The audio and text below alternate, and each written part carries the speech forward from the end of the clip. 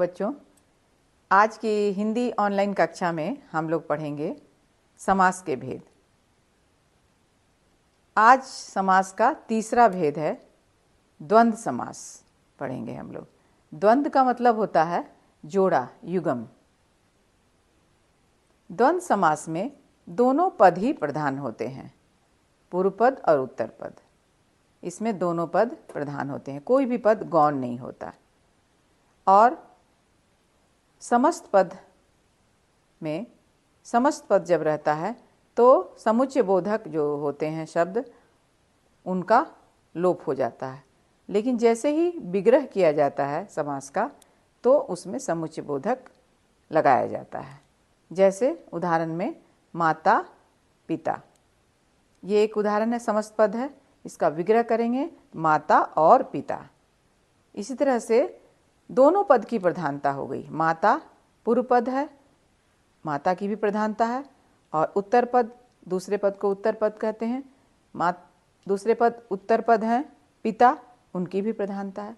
माता और पिता, रात दिन, रात और दिन, बहुत सारे उदाहरण हैं, आइए देखते हैं।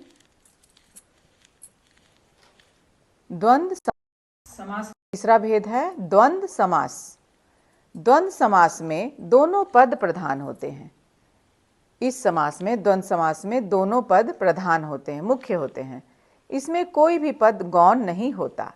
समस्त पद बनाते दोनों प्रधान पदों को जोड़ने वाले समुच्चय बोधक अव्यय, अव्यय कहते हैं, अव्यय आप लोग पढ़ चुके हैं। अव्यय का लोप मतलब हटा दिया जाता है, तथा इसके विपरीत विग्रह करते समय उक्त अव्यय को दोनों पदों के बीच में जोड़ दिया जाता है।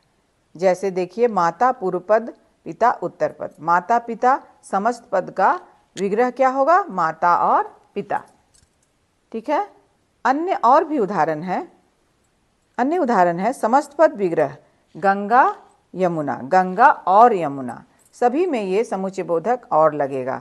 अन्न जल, अन्न और जल, सुख दुख, सुख और दुख, देश विदेश, देश और विदेश, बच्चे बूढ़े, बच्चे और बूढ़े, दूध दही, दूध और दही, गुण दोष, गुण और दोष। तो इस तरह से द्वंद्व समास में हम लोगों ने देखा कि दोनों पदों की प्रधानता रहती है। इसमें दोनों पद प्रधान होते हैं, कोई भी पद गौण नहीं होता। समस्त पद बनाते समय दोनों प्रधान पदों को जोड़ने वाले समुच्चय बोधक अव्यय का लोप कर दिया जाता है, तथा इसके विपरीत विग्रह करते समय उक्त अवयव को दोनों पदों के बीच में जोड़ दिया जाता है। अभी आप लोग उदाहरण के द्वारा समझे हैं। देखिए, ये समस्त पद है माता पिता, यहाँ पर लोप हो गया है किसका? समुच्चय बोधक का, अव्यय का और का। और जब विग्रह किया जाएगा, विग्रह मतलब अलग अलग करना, तब माता और पिता हो जाएगा। ठीक है। इसी तरह से अन्य भी बहुत सारे और भी उदाहरण हैं। तो द्वंद्व समास आप लोग जरूर समझ गए होंगे।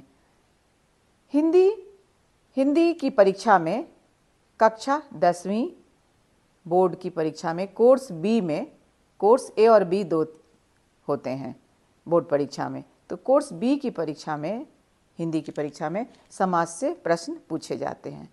इसमें समास में अंतर के लिए भी आता है, परिभाषा भी आता है, शब्द दे दिए जाते हैं कौन सा समास से पूछा जाता है।